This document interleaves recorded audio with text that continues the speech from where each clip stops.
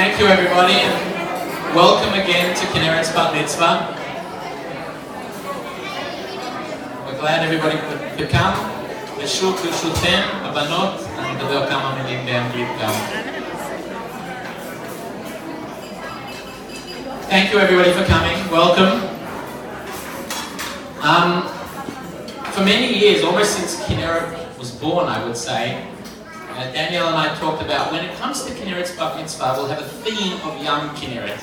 And that was going on for all the years until literally just a few weeks ago, when the whole country was in this kind of Eurovision vibe. We said, hey, maybe we should do a Eurovision theme instead.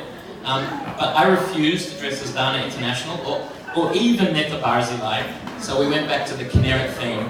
But when the whole country was sort of into this Eurovision spirit, just a few weeks ago, I have a very good friend who was lucky enough to get tickets to the grand final, whatever it's called, of the Eurovision. He went online like mamash 2 minutes after they went on sale. He got great tickets, very, very expensive, right up the front. And he was telling me about it, telling me it was amazing. The vibe was incredible. He said he was sitting there like 2 minutes before the show started, the final started. He looked around, tens of thousands of people in the hall, said it was amazing, not an empty seat in the place. And then he looked next to him and he couldn't believe it, there was an empty seat right next to him. He couldn't believe it, how could there be an empty seat right up there at the front? And next to the empty seat there was kind of an elderly lady, and he looked at her and he said, how could it be that there's an empty seat here at the Eurovision final? And the woman sort of looked at him sadly and said, well, actually I bought that seat for my husband. We haven't missed a single Eurovision in 44 years. We've been to every single one. We travel all over Europe and we go to every single final. And the woman looked and said, but unfortunately, he recently passed away.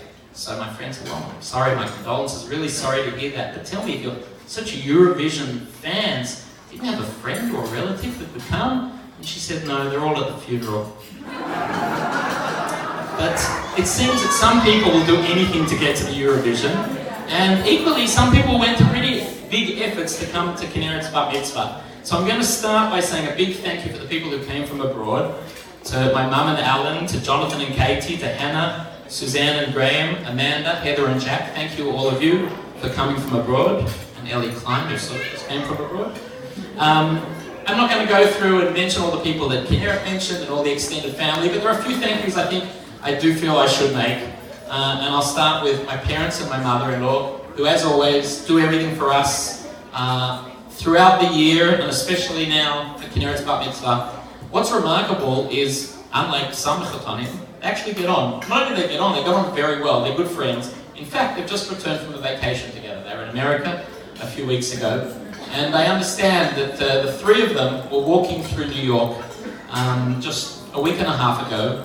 And there they were, sort of three Australian tourists, a little bit out of their depth, walking around. And they crossed 34th Street in Manhattan.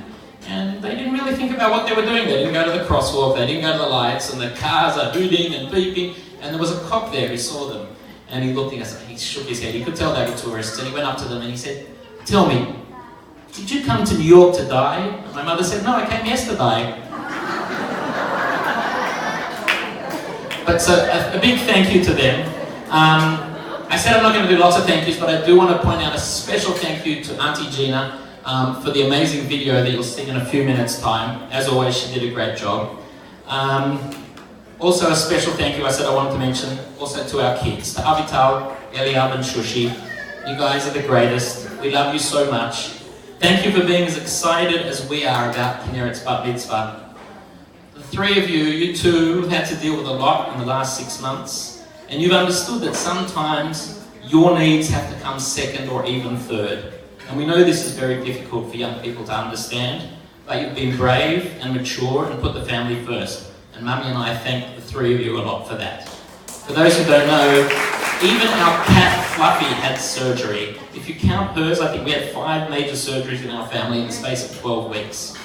Danielle, I'm not going to repeat what we've said, and I'm not going to make a whole speech, but there's a lot to thank Danielle for, especially her amazing attention to detail. Note, I use the word attention and not obsession, but her attention to detail is what made tonight what it is, and I think people mentioned the chocolates and the wine and all these amazing things, which is all Danielle, not to mention the thought behind the design of the room. When Danielle and I were dating many, many years ago, I overheard her talking to a friend of hers, and apparently they were talking about me, and I heard her say, "He's got a good head on his shoulders." And it was years till I realised she was talking about the fact that I had no neck. And in fact, just the other day, I was talking about writing this speech, and she wanted to give me some advice. She said, she was trying to be nice, she said, "Don't be witty, humorous, or intellectual, just be yourself," she said.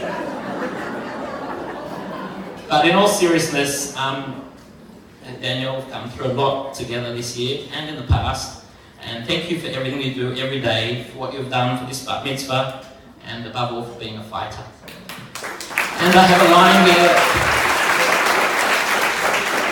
I have a line that I think is kind of the theme of what I feel the most tonight, that Daniel already said, but it's so much the theme that it's worth repeating, that I've written here, Baruch Shechianu v'kimanu v'kiyanu lazman hazeh, ki ze lo haya muvan me'elav. It wasn't a foregone conclusion.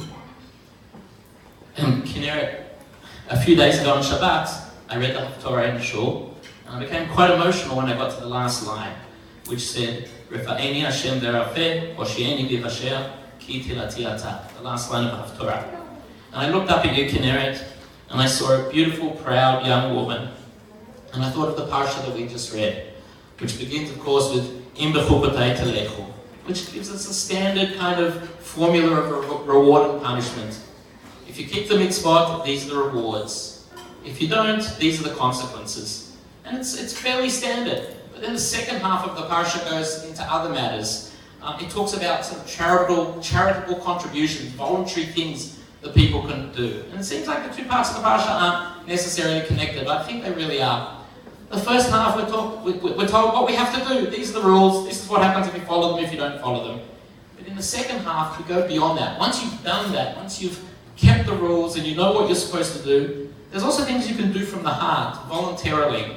And that's the second part of the parsha. And I think that's very relevant to a bat mitzvah or a bar mitzvah as well, because when you're a child, you're told the rules. Kinneret, you know, if you do such and such, you'll get a chocolate after dinner. You may have heard that. Or if you don't, there's no screen time. But you know to keep the rules. But now, when you get older and become bar bat mitzvah, we kind of move into the second part of the parsha, which is doing things of your own accord, things that you want to do just because they're good. And it's quite interesting that we have two seas in Israel, inland seas. We have the Kinneret and we have Yam HaMelech. And the Kinneret is a sea that receives water, but it also gives. Whereas Yam HaMelech just receives water. It doesn't give out anything. And that's why it's sometimes called Yam HaMavet. But you, Kinneret, are the sea that both receives and gives. But there is another way of looking at the parsha, or the opening words, and that's by adding a comma. We can say, Im b'chukotai telechu. If you keep the mitzvot, then you'll go forward. Then telechu. Then you'll move on in life. And that's what we have to do. We have to keep moving forward, keep going. In Kabbalah, the angels are referred to as ha'omdim, those people who stand still. But people are ha'holchim, those who move forward. And Kinneret, you've always done this. You've always moved forward, despite challenges. As a baby, you were extremely late in walking, but that didn't stop you. When all the other kids in Gun were already walking around on their feet, you simply walked everywhere on your knees. You'll see that in the video in a minute. To the extent that your knees were all cut up and red. But of course, eventually you did get up on your feet, and you became too one of the holchim. And I think this is symbolized your life, Kinneret. You've literally overcome every challenge. And not just overcome, you have smashed every challenge to pieces. I think of the girl who spent years at Gun literally not saying a single word, not one word.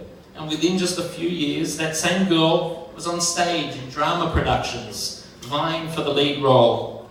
And then Kinneret, the girl who didn't speak, stood here earlier tonight and presented a speech that I think was delivered with such poise and confidence that Mummy and I and many others sat and watched and listened. We felt a mixture of amazement, pride and love, and some of us shed a few tears as well. There is no doubt, Kinneret, that you are one of the holchim, overcoming every challenge and moving forward. A few years ago, you and I ran the 2-kilometer Jerusalem marathon together. Well, I walked and you ran. And I sent a photo of you crossing the finish line to your cardiologist. And I reminded him of what he told us the day you were born. He said, there's not much I can predict about what the future holds for this baby at this early stage. I know she won't be running marathons. And just a few months ago, it was hard to believe that you'd be walking at your bat mitzvah at all, let alone dancing and partying. Kinneret, no matter what happens, you just keep getting back up on your feet and moving forward. You're not just one of the holchim.